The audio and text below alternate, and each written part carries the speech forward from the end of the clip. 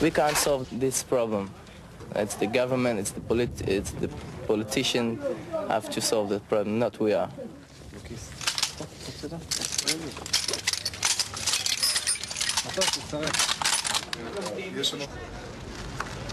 The Intifada vented Palestinian frustration, but it also demonstrated that neither terrorism nor street revolt would solve their political problems. In Tunis, one PLO leader discussed what to do next with a colleague.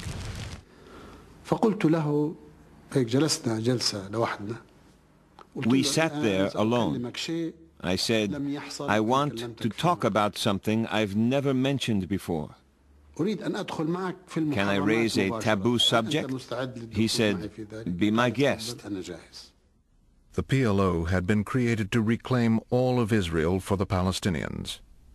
Now Abu Mazen suggested that they be realistic, that the only way to get back Gaza and the West Bank was to accept what they rejected 40 years ago, the partition of Palestine.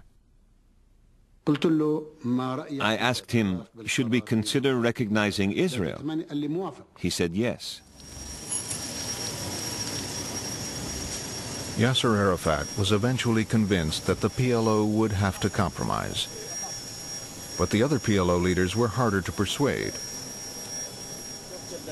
Like Sadat, the PLO preferred to negotiate through the Americans.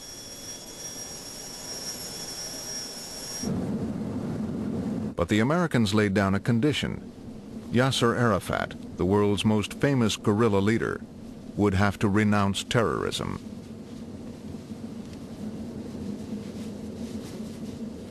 He's got to get up in front of a television camera or in some public way and say, for everybody to see him saying it out of his own mouth, these things. The UN General Assembly gathered in Geneva for a special session to hear Arafat. But not all the factions of the PLO were willing to negotiate. We did not accept the decision to recognize Israel. We would accept no further compromise. Arafat's UN speech would be a difficult balancing act. I hereby once more declare that I condemn terrorism in all its forms. That was for the Americans. And in a pattern that was to characterize the whole speech, the next phrase was for the PLO radicals. And at the same time, salute those sitting before me in this hall who, in the days when they fought to free their countries from the yoke of colonialism, were accused of terrorism.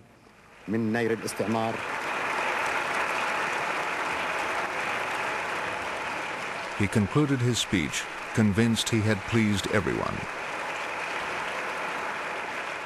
I reviewed it with President Reagan, who was following this closely. And I said, well, Mr. President, in one part of his statement he said, unk, unk, unk. And the other part of his statement he said, kul, kul, kul. But nowhere did he say uncle. So, no, it's not satisfactory. Word soon came that the Americans had rejected the balancing act. Arafat's closest advisors implored him to say exactly what Schultz demanded. I saw that Arafat had a dilemma, whether to say it or not. Should he sit tight, or should he try again? The next morning, Arafat called a press conference. I repeat for the record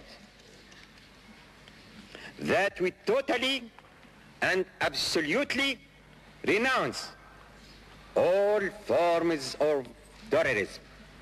I view this development as one more step toward the beginning of direct negotiations between the parties, which alone can lead to such a peace.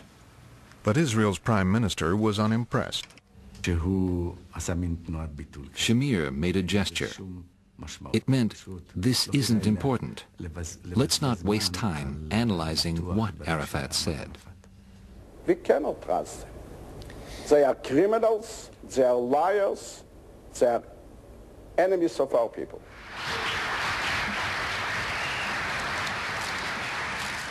Shamir's view of Arafat was reinforced 18 months later.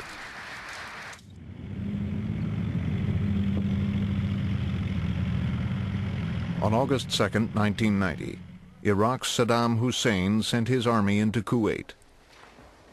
He boasted that in a war, Israel would end up in flames. Saddam's only support came from Libya, Sudan, and the PLO. You know, the war will not be only in Baghdad. This war, if it starts, it will be in the whole area. For this, it will be a real catastrophe. Israel prepared for an attack. As President Bush set out to build a coalition to force Saddam out of Kuwait, he traveled to Damascus to bring Syria into the fold.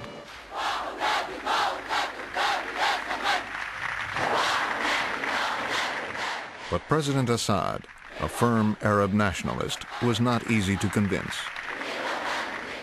President Assad made very clear to me that he blamed Israel for everything. I'm not sure he blamed him for Iraq going into Kuwait, but he got almost everything. Everything was all about Israel. I made clear to him that we didn't want to link any Middle East peace process talks to whipping Saddam Hussein. But I made clear to him also that we would be involved in trying to be a catalyst for peace for Arabs and Israelis.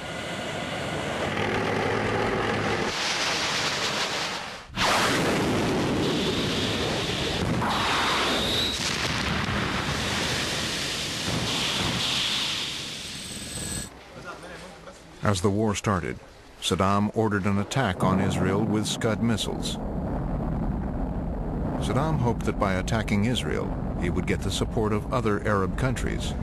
If Israel retaliated, he might be able to undermine the coalition against him. Iraq's missiles were aimed indiscriminately at Israel's largest cities. The repeated attacks over many nights were nerve-wracking.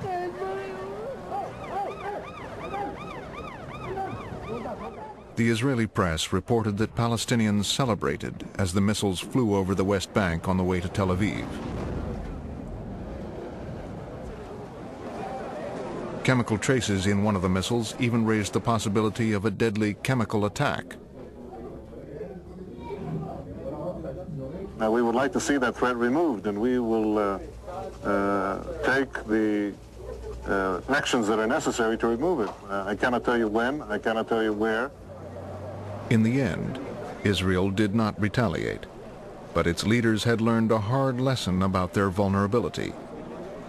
Shamir was also absolutely convinced that, given the opportunity, Israel's Arab enemies would try to destroy it.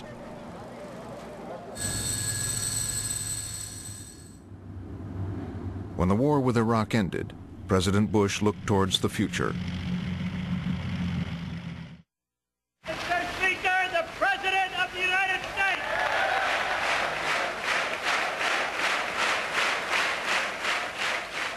We must do all that we can to close the gap between Israel and the Arab states and between Israelis and Palestinians. There can be no substitute for diplomacy. The time has come to put an end to Arab-Israeli conflict. The idea was the president, at the height of his prestige, sending the Secretary of the State, at the height of his prestige, to the Middle East, and what we basically hoped was that no one would have the nerve to say no to the United States at that moment. Bush instructed Secretary of State James Baker to persuade the Arabs and Israelis to attend a new peace conference.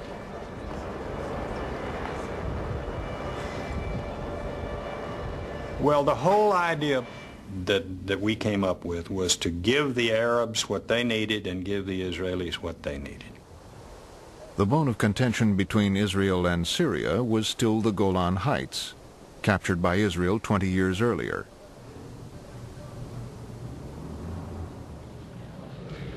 In Damascus, Baker suggested to